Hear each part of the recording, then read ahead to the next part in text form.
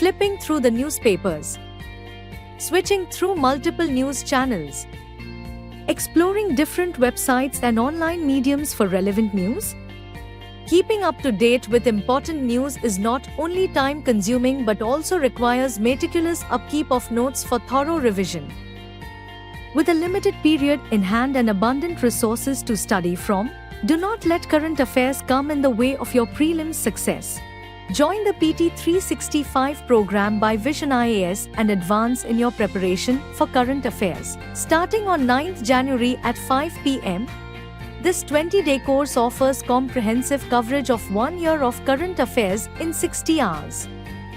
Join for improved knowledge with complete coverage of The Hindu, Indian Express, PIB, Economic Times, Yojana, Economic Survey, etc. Doubt-clearing sessions and mentoring for thorough knowledge. Access to Sandhan personalized test with 25,000 plus questions.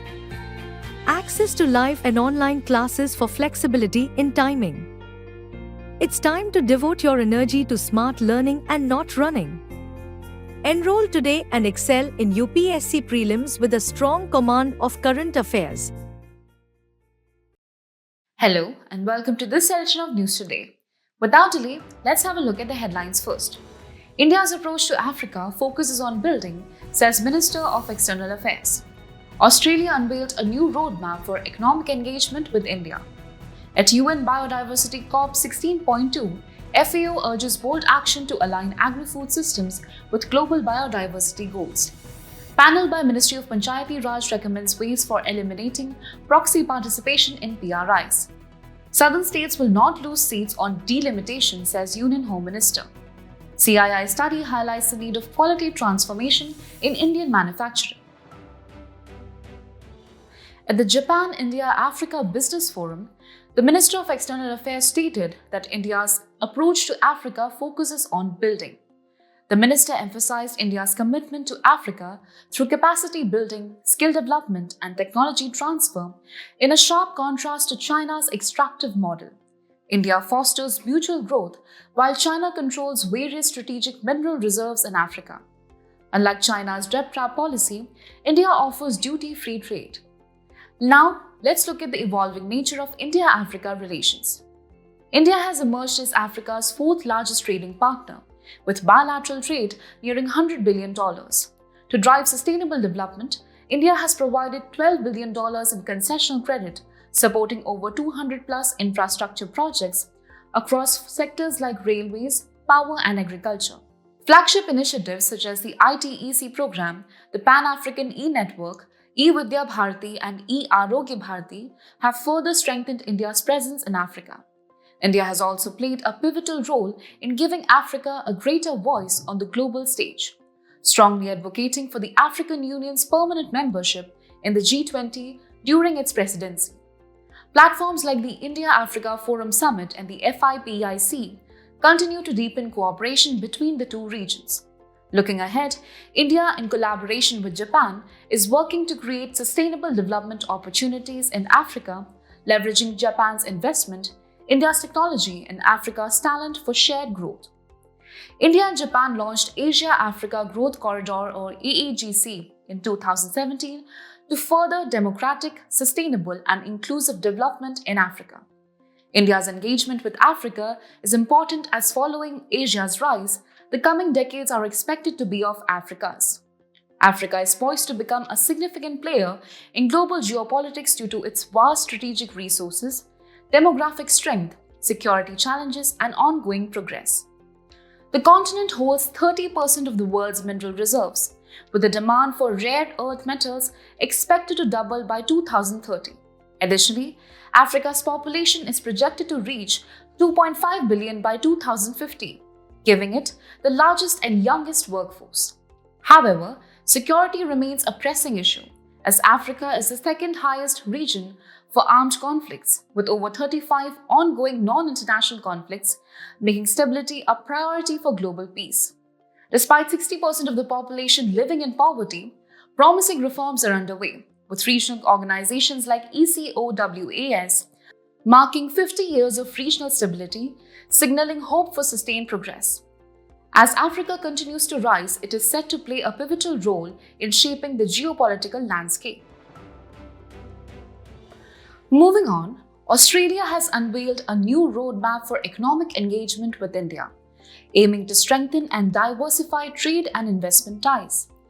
This ambitious plan identifies 4 superhighways of growth: clean energy, education and skills, agribusiness and tourism, as key areas for accelerated collaboration. Let's take a closer look at the key highlights of the roadmap. The roadmap outlines nearly 50 specific opportunities to focus and accelerate engagement in sectors like defense, industries, sports, culture, space, and technology.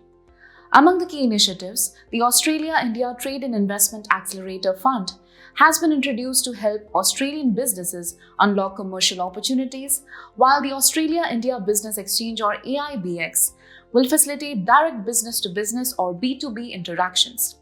Additionally, the Australia-India CEO Forum has been reinvigorated to provide a key business-to-business mechanism to accelerate commercial engagement, and the Maitri Friendship Grants Program will further strengthen people-to-people or P2P, B2B and cultural links between the two nations. India and Australia have been deepening their economic and strategic relationship in recent years.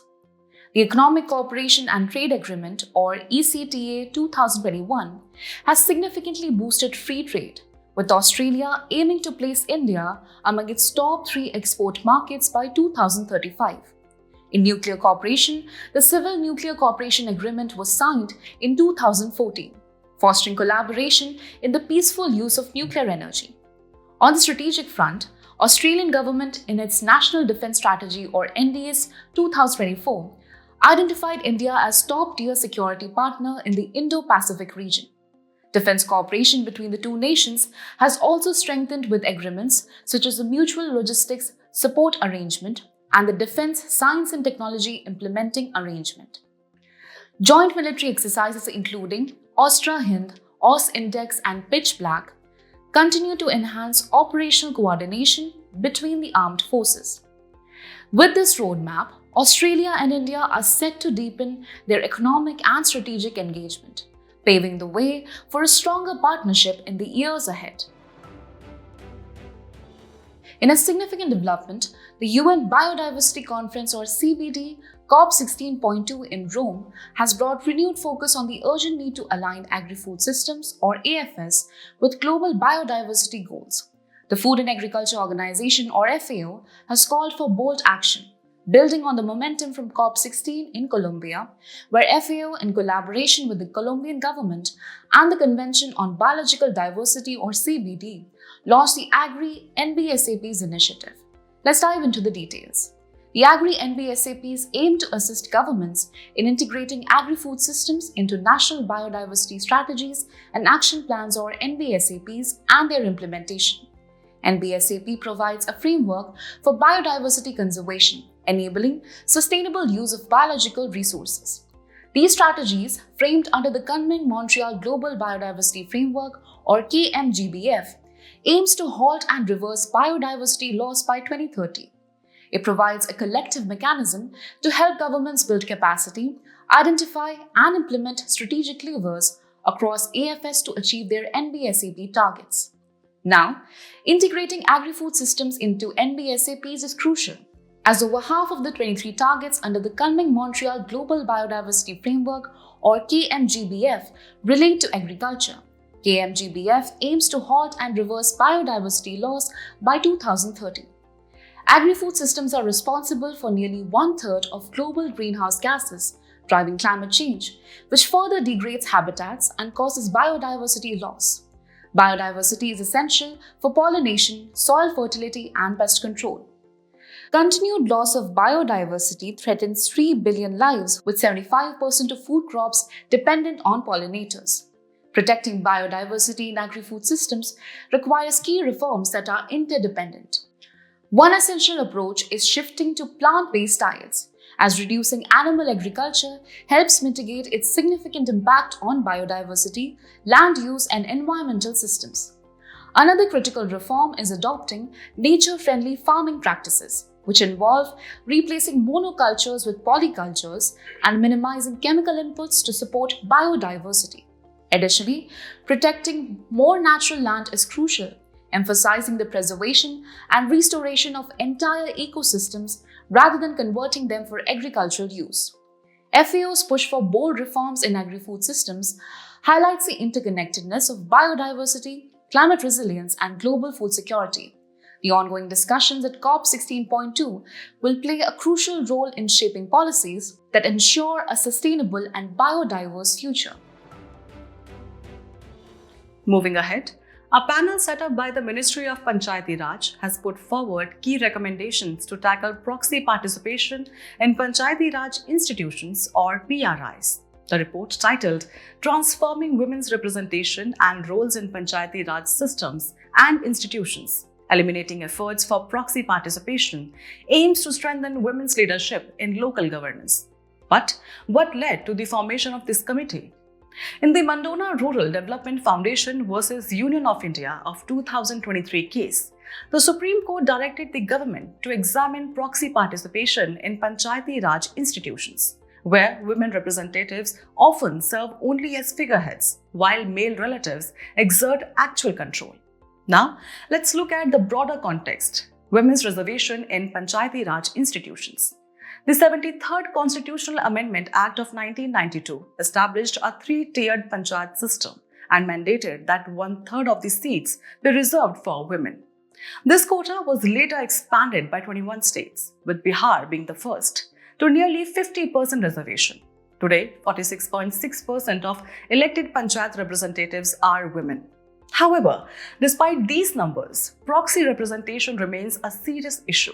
Many elected women serve only in name, while their male relatives, often referred to as Sarpanch Pati, take over their responsibilities. This undermines the very purpose of reservation, reinforcing the perception that women are not effective leaders. But why is women's participation in Panchayati Raj institutions so important?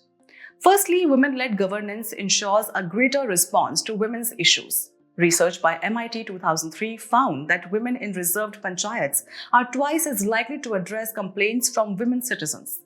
Political decentralization also improves maternal health care, leading to higher institutional births and safer deliveries. Secondly, it enhances community development. Studies, including one by NCAER 2010, confirm that women-led councils invest more in critical infrastructure such as water, sanitation, roads, schools, health centers, and irrigation, bringing tangible benefits to local communities. Lastly, it serves as a pathway to higher political representation. Strong grassroots leadership creates opportunities for women to rise in political office, eventually increasing their presence in Lok Sabha and state legislatures. So, what key reforms does the committee propose to ensure that women representatives truly exercise their roles? Strict penalties for proven cases of male interference, though the exact legal framework remains undefined. Stronger policies such as Kerala-style gender-exclusive quotas, public swearing-in ceremonies, and women panchayat federations to empower elected women representatives. Technological solutions, including virtual reality, simulation training, and AI-powered query-driven legal guidance in vernacular languages to help women leaders navigate governance. Accountability mechanisms such as helplines, watchdog committees, and whistleblower rewards to encourage reporting of proxy leadership. The Panchayat Nirnay portal, which will allow citizens to track elected pradhans' participation in meetings and decisions, ensuring greater transparency. With these recommendations, the focus is now on ensuring that women in Panchayati Raj institutions are not just representatives on paper, but real decision makers on the ground. Moving ahead, in a significant statement on the issue of delimitation, the Union Home Minister has assured that no Lok Sabha seat will be reduced on a pro-rata basis. While addressing concerns, he emphasized that southern states will get their rightful share of any increase in seats. But why is this issue so crucial? Let's break it down. Moving on to the concerns of the southern states, one of the biggest worries is the population control penalty. Many southern states have successfully implemented population control measures. However, if delimitation is based solely on population, they might end up with fewer seats, essentially being penalized for their effective governance. Next, there's the issue of imbalance in political representation. A redistribution based purely on population figures could dilute the political influence of southern states in parliament, shifting the power dynamics significantly. This leads to a larger question of federalism and regional autonomy. A major shift in representation could result in national policies being more aligned with the interest of northern states, potentially sidelining the priorities of the South. Now, what exactly is delimitation? It is the process of fixing the number of seats and redrawing territorial boundaries for the Lok Sabha and state legislative assemblies. This is done to ensure fair representation based on demographic changes. The constitutional provisions related to delimitation are laid out in Articles 82 and 170, provide for the readjustment and division of each state into territorial constituencies, parliamentary constituencies and assembly constituencies by such authority and in such manner as Parliament may, by law, determine. Article 330 and 332 deal with the number of seats reserved for scheduled caste and scheduled tribes in the Lok Sabha and state assemblies. An important milestone in this process was the 84th Constitutional Amendment Act of 2001, which froze delimitation until the first censor after 2026. So far, India has seen 4 delimitation commissions set up under the Delimitation Acts of 1952, 1962, 1972 and 2002. Their orders hold significant power. Once issued, they have the force of law and cannot be challenged in court. The final implementation date, however, is decided by the President of India. With delimitation likely to come into focus in the coming years, the debate over fair representation and regional balance will only intensify. A recent study by the Confederation of Indian Industry or CII has highlighted the urgent need for quality transformation in Indian manufacturing. The report titled Raising the Standard, Quality Transformation in Indian Manufacturing underscores the importance of continuous improvement and proactive quality assurance practices to enhance compliance and boost global competitiveness. So, what are the key findings of this study? The report reveals that 77% of companies have observed a significant improvement in quality consciousness over the past decade. This shift has been driven by several factors, including regulatory compliance, the pursuit of strong brand reputation and customer trust, competitive pressures, and technological advancements. However, the study also points to gaps in national quality standards. In certain sectors like technology and capital goods, the absence of specific national standards creates an uneven or incomplete regulatory landscape. To address these challenges, the report lays out strategic recommendations for enhancing quality in Indian manufacturing. Let's take a look at them. First, on the policy agenda, quality-centric skilling and certification programs aim to equip workers with essential quality-specific skills in precision control, quality management systems, and international compliance. Quality as a Service or CAS partnerships propose a public-private partnership or PPP initiative to develop shared quality infrastructure and expertise through a CAS model. On the industry agenda, continuous quality improvement training is recommended for leadership and management, focusing on CQI practices and advanced quality metrics. Digital supplier quality management systems would enable real-time monitoring of supplier performances, ensuring that quality issues are detected and resolved proactively. Now, what steps has India already taken to ensure quality manufacturing? Standardization and compliance. Industry-specific standards set by BIS, FSSAI, and DCGI ensure product safety and international alignment. For instance, the ISI mark certifies product quality. MSME Sustainable (ZEZ) certification. This initiative promotes zero defect, zero effect or ZED practices, creating greater awareness among MSMEs. Make in India and PLI schemes. These government initiatives aim to promote globally competitive, quality-driven manufacturing across key sectors like electronics and automotive. With quality becoming a key differentiator in global markets, these steps will play a crucial role in shaping the future of Indian manufacturing. The personality in the news today is Veer Narayan Singh. Recently, the eminent freedom fighter of the 1857 revolt was remembered on his Punyatithi on February 25th. Veer Narayan Singh was a landlord from Sonakhan, Chhattisgarh. His ancestors belonged to the Gond tribe and originally resided in Sarangarh. However, over time, they changed their affiliation from the Gond to the Bhinjwar tribe and later moved to the Raipur district. Now, let's talk about his key contributions.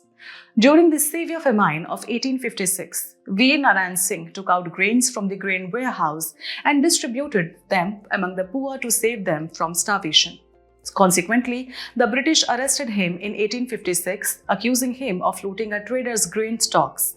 However, in 1857, he escaped from prison and gathered an army of 500 men in Sonakhan. He then spearheaded the 1857 revolt in Chhattisgarh, earning the title of First Chhattisgarhi Freedom Fighter.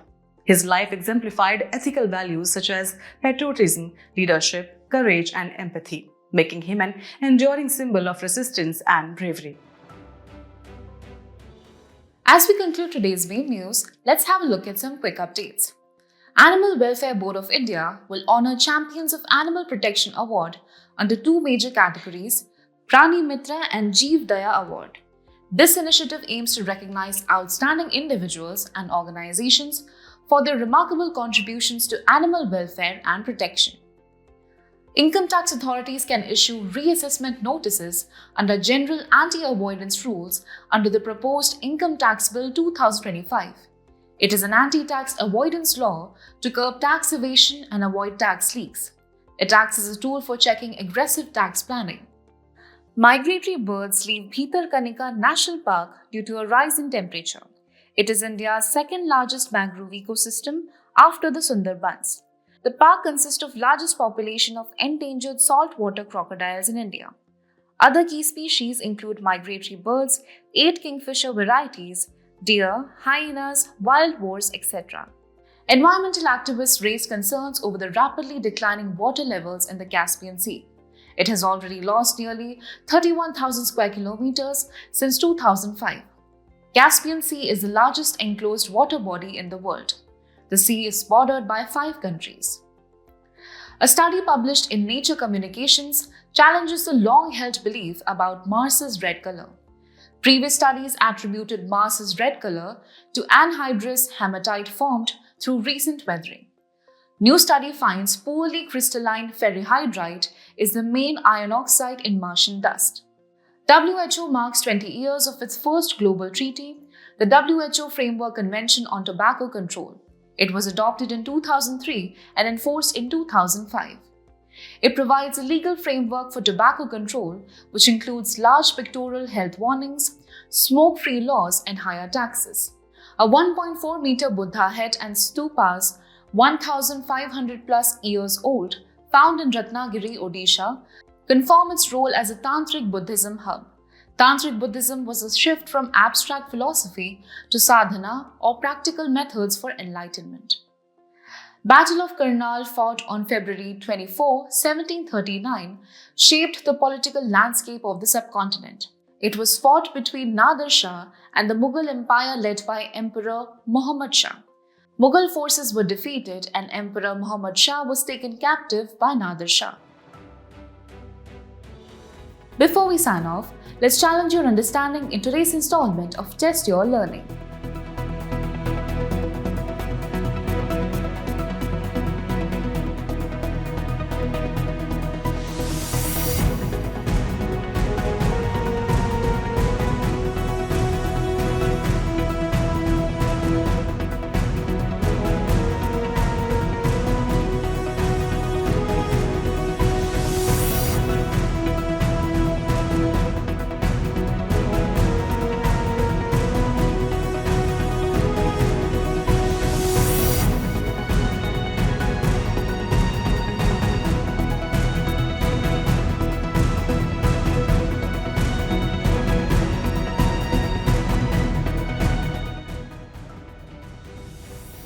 Thank you for joining us. We hope you found this episode of News Today engaging. For the solutions to the quiz and to access the PDF version of News Today, remember to visit the provided links in the description.